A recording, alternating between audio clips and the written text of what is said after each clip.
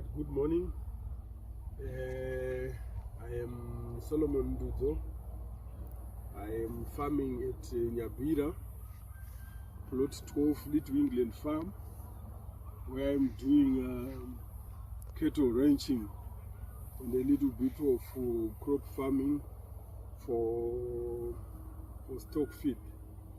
So basically I'd want to say welcome to this very short presentation of ours, whereby I'll be showing you practically what I have on my farm, according to the questions that we were given for this practical examination. Basically, our vegetation, or the dominant tree species that we find at this farm, are mainly the Mchakata or Muacha. As you can see in this paddock one, it's very dominant, these big Muacha trees. And also behind the cameraman, there are a lot of Muacha or Mchakata trees. These, according to our theoretical studies, they represent heavily leached soils.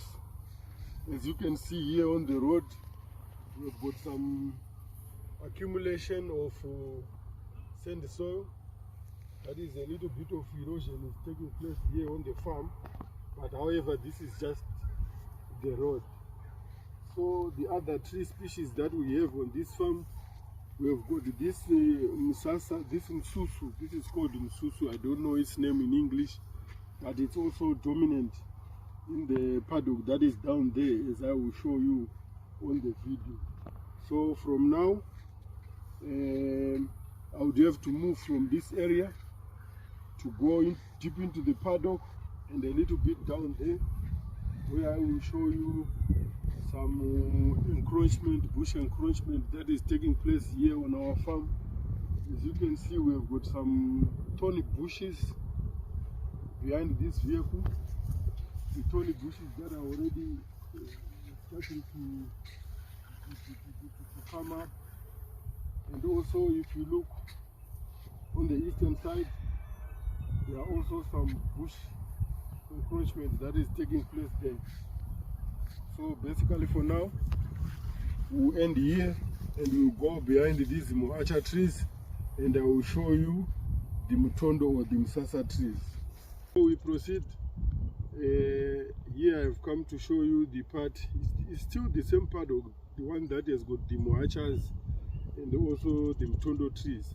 So this is just to show you, it's a continuation of showing you the vegetation that we have here on this farm.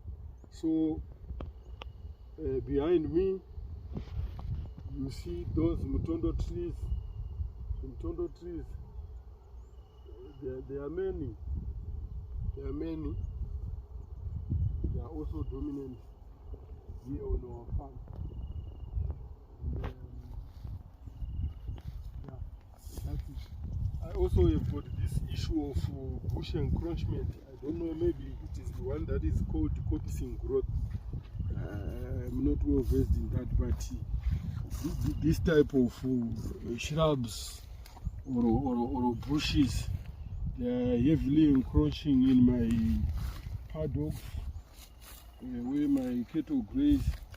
I do not know how to deal with these ones. I'm really not sure, but if you look down there, they are coming up in their numbers, these bushes.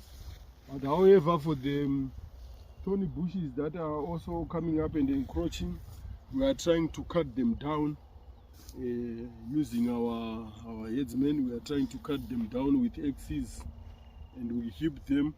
When they dry, we burn them. That's how we are just trying to deal with the issue of bush encroachment of the thorny bushes. However, these ones, these little shrubs, these ones, I would need the Zimbabwe Online Agriculture workshop or college to assist me on how I can deal with these ones.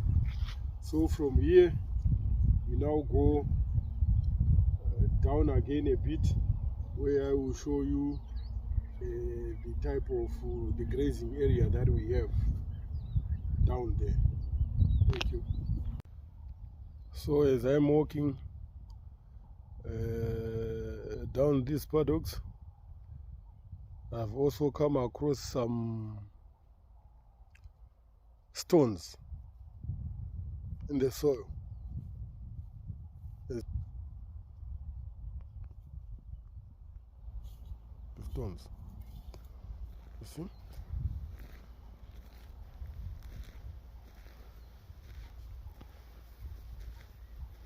This is the same paddock that I'm talking about today. Some stones.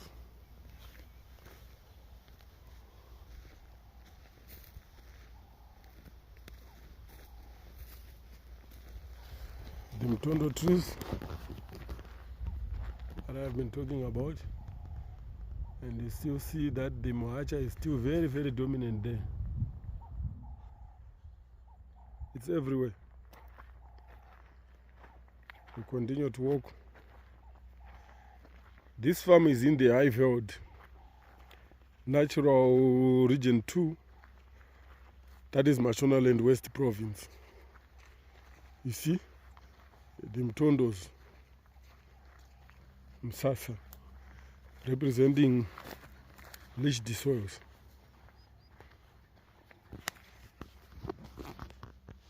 Yeah, started.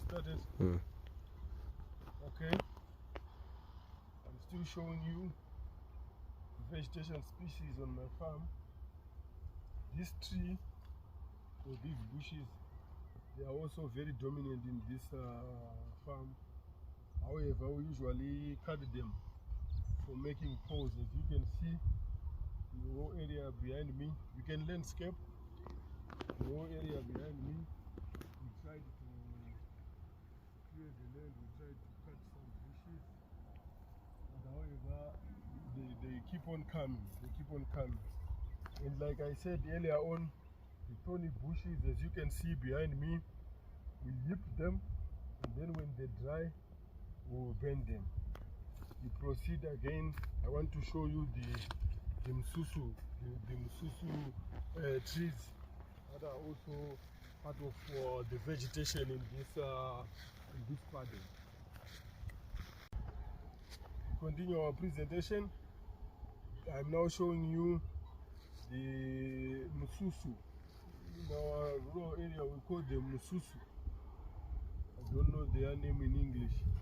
They are also dominant species of trees in our paddocks. And as you can see, I'm also holding this sickle because I want to show you the grazing capacity that I have in this paddock when we get down there to the place. So I don't know if you are also seeing the animals are already grazing and taking their morning graze in this paddock. The Brahmans, like I said, they are already enjoying their morning breakfast. Yeah, they are looking good. This is the commercial head that we are doing here on this farm. And there is some good sweet grass there that they are grazing. As you can see, the grass is a little bit short. We also have got dominant grass here. We've got Sporobolus indicus. We also have got this tall Teji grass. We usually find this grass in the rainy season. When it has rained for a month or so, our grass grows very tall. So this is the Teji grass that is dominant here in our farm. We also have got this type of grass. Some they call it the spear grass. It's also dominant in our paddock.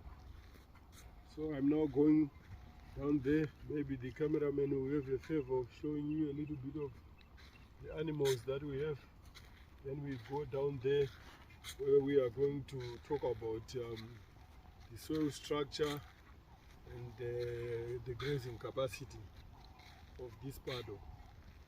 Thank you. Cameraman, let them enjoy the animals.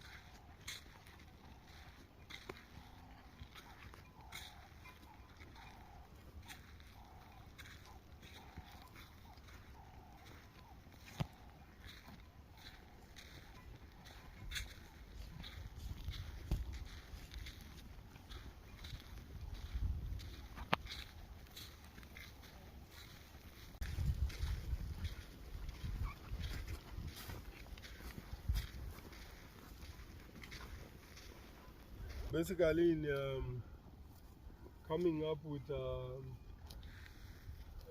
code, a vegetation code for my paddock.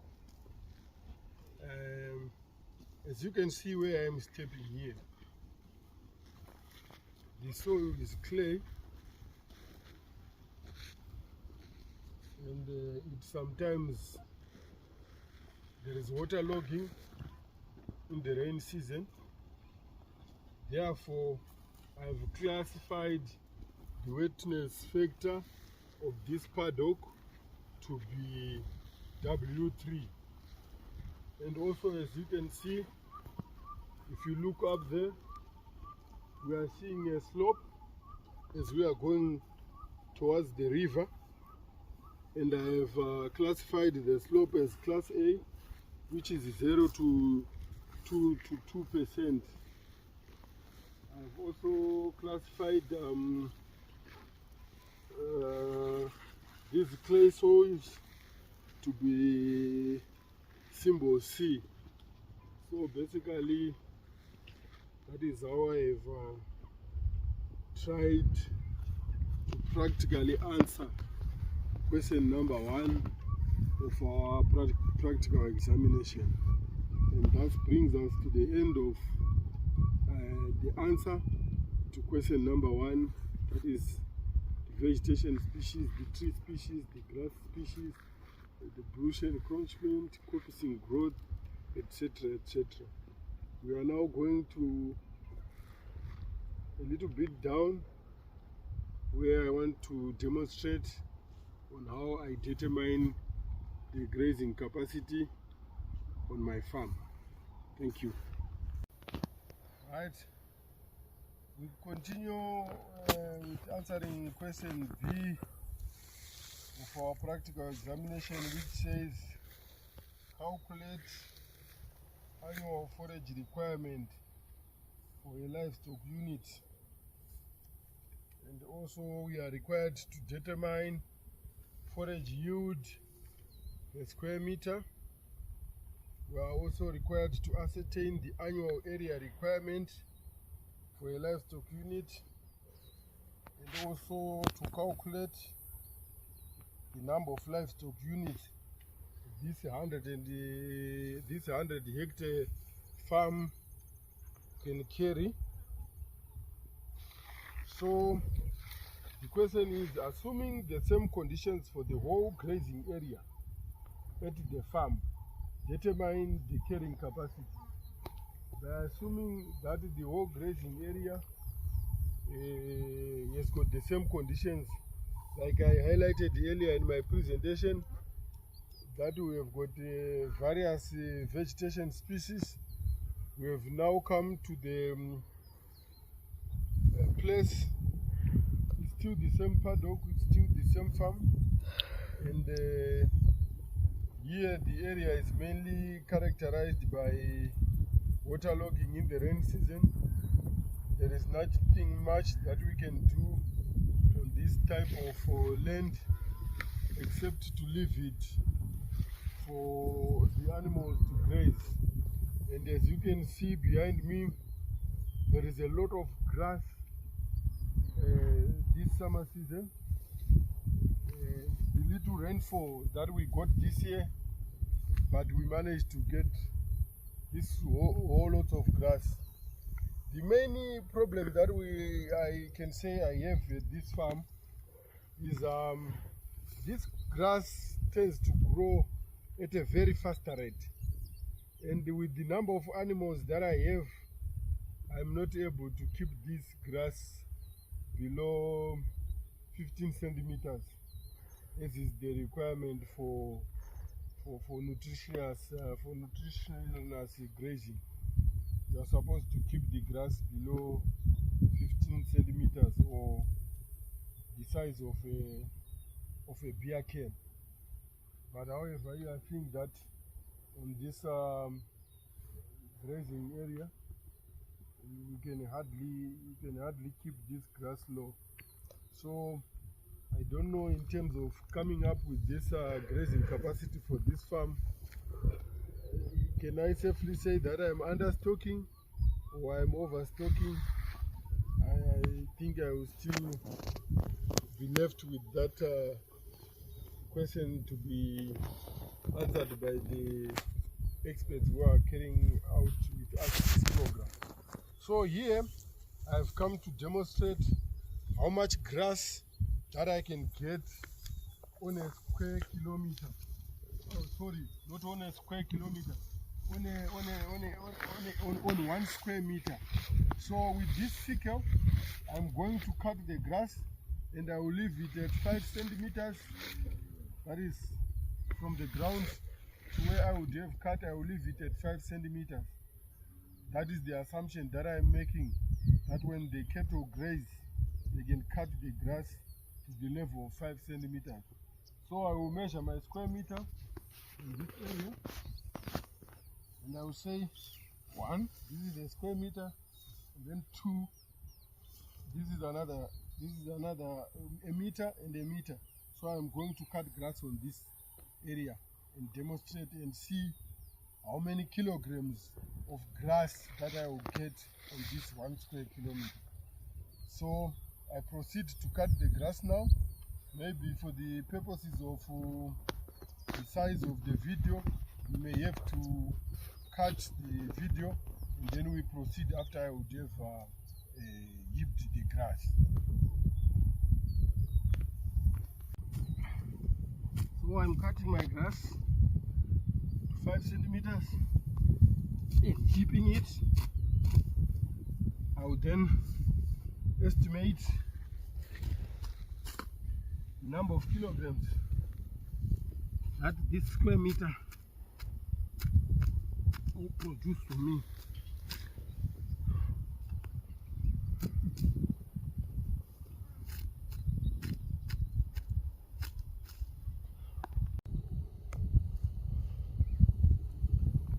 This is what we are trying to do here. Right.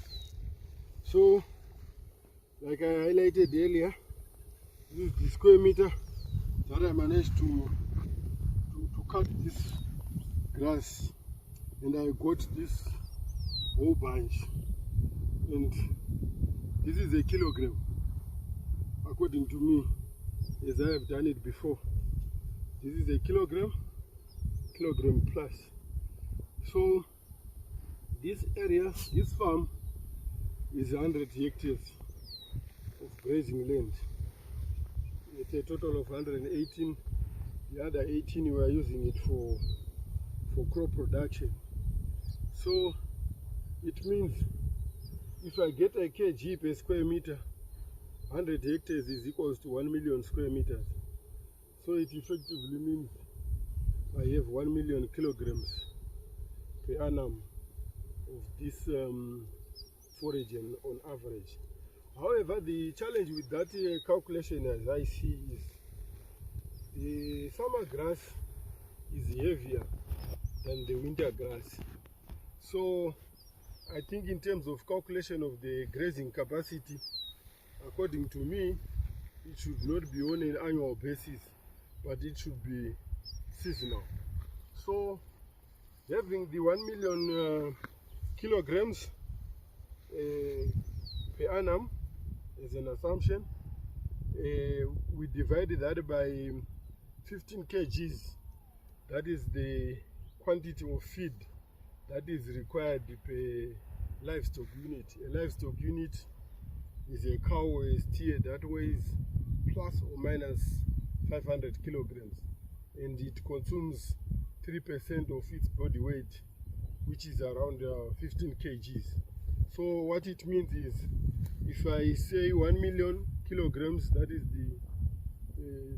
the feed that I have, I divide by 15 kgs, I'll get 66,666. That will be the annual feed requirement, and then I divide by 365, the number of days, to see how many kilograms I would have per day, and also the number of animals that this 100-hectare grazing land can carry. So having done that all, I have seen that this farm has a capacity to carry around 182 animals. I don't want to say thank you in the meantime, but I want to say, so currently I'm having 130 livestock units, excluding cows. I have about plus or minus 130, excluding cows. But the total number of animals that this farm is currently carrying is around 235, inclusive of cows. So basically, I think if you read other farm ranchers, other cattle ranchers who did cattle ranching a long time ago, like the one Zitzman, you see that you can increase the carrying capacity of this farm in the summer season. But however, the problem will be in the winter, whereby you have to move some of the animals to remain with the actual number of animals that are required to be grazing on this farm. So generally that's it. This farm can carry 182. We are currently on 130.